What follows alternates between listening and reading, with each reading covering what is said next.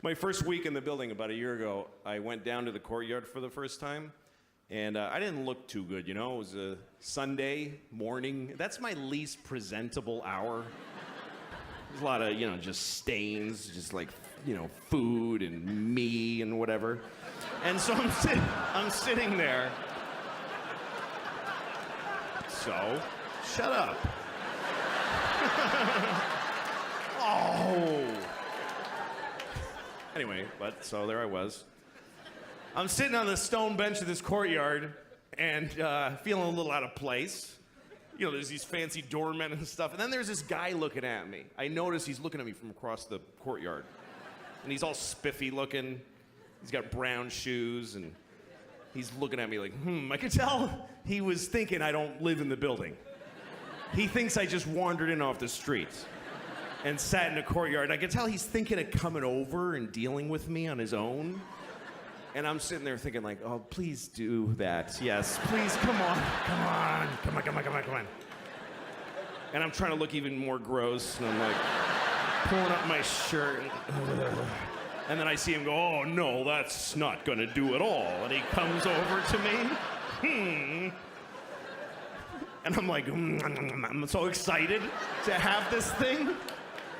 The confrontation where I'm not wrong at all. And he thinks I am.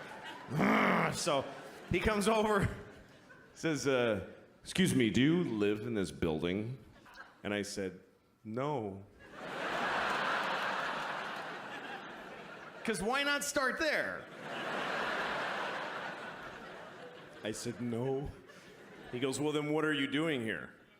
And I said, I just need your rest. I'm having a hard time.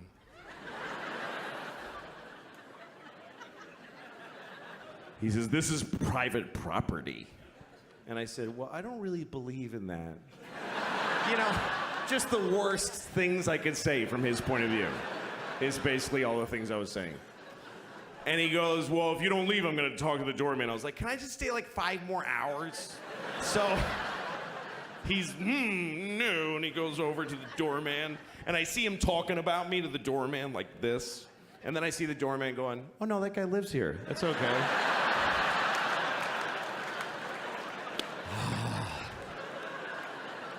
And the look on his face, it was just so, this beautiful cocktail of anger and confusion. It's like I had invented a new way to hurt somebody's feelings. That's how excited I was. He was so angry, he came back.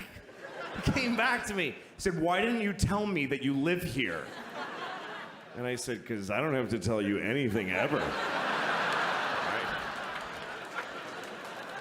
There are no words that I must say to you.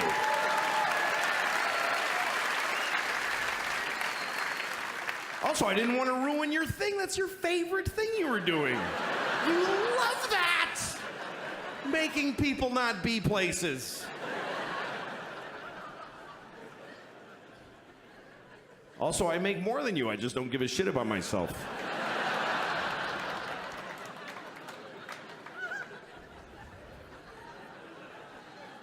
Anyway, he didn't say anything after that because, well, the whole thing didn't really happen.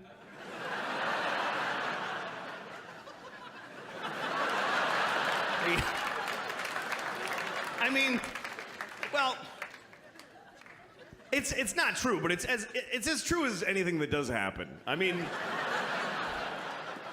really, anytime anybody says anything to me, I decide what they said anyway.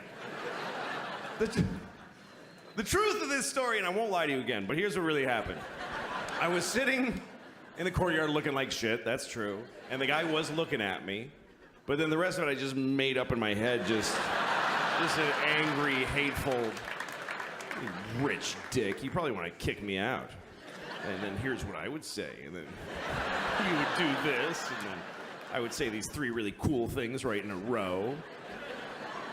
And of course, he set me up for all of them because I'm him too. It's kind of hard to lose an argument when you're both people and it's taking place in your brain. And then in reality, he really did come up to me. And he said, "Are you new to the building?" And I said, "Yeah, I just moved here." And he said, "Oh, welcome." He was so nice. He was incredibly nice. And he's been, for the last year, he's my favorite person in the world. He's George, my neighbor George. He's probably watching. I love George. He's the greatest.